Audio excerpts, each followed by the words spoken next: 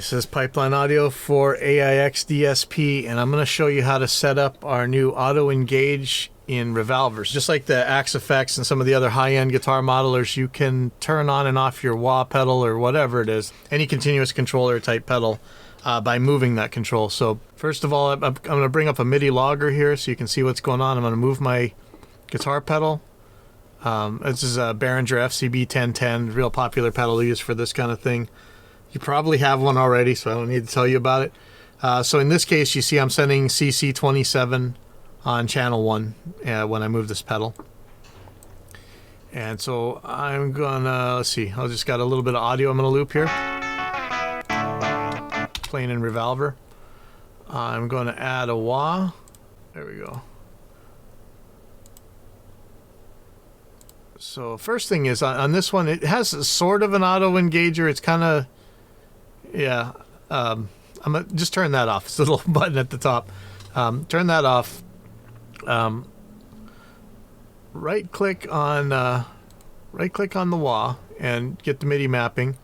Create MIDI mapping for this control and just rock your pedal. So you see it CC27. So you can see. Well, actually, let me get rid of this guy. So you see the wah is moving now. But we want it to turn on when we move this thing forward.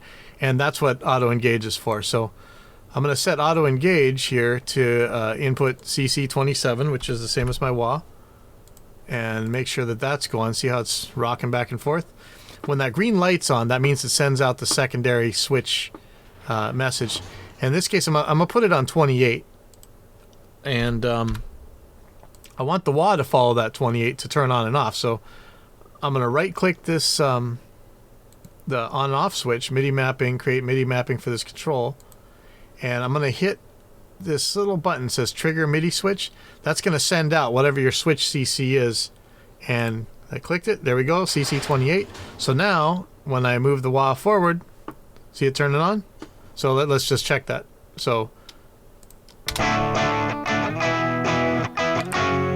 that's the wah's off, and I'm not going to hit any switches. I'm just going to move the wah forward now.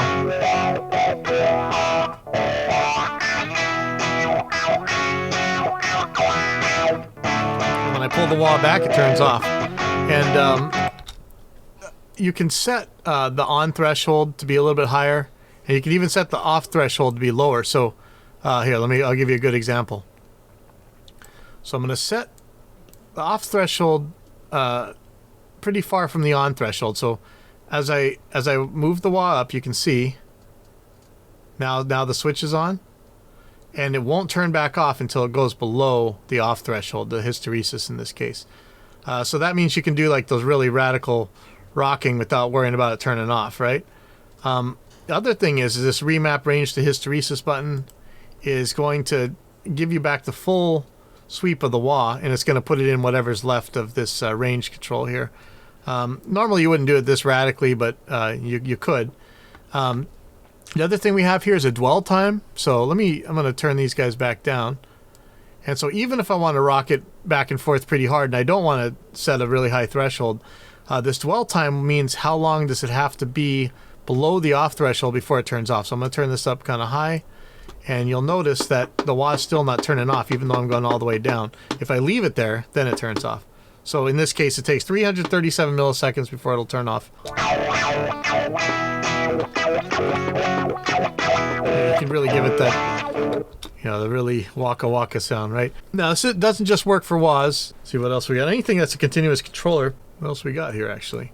So here's the whammy pedal. I'm going to turn off the wah. I'm going to map this to 27, okay? And I'm going to map this guy to 28. So again, hit the trigger MIDI switch. And okay, so I'm gonna flip the polarity here. So now, well, this is gonna be ugly. Sorry about this. Okay.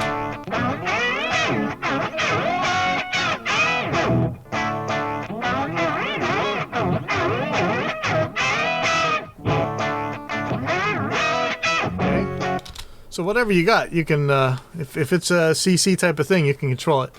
And so anyway, that's how to set up aiXdsp auto engage in Revalver. I'll see you guys later.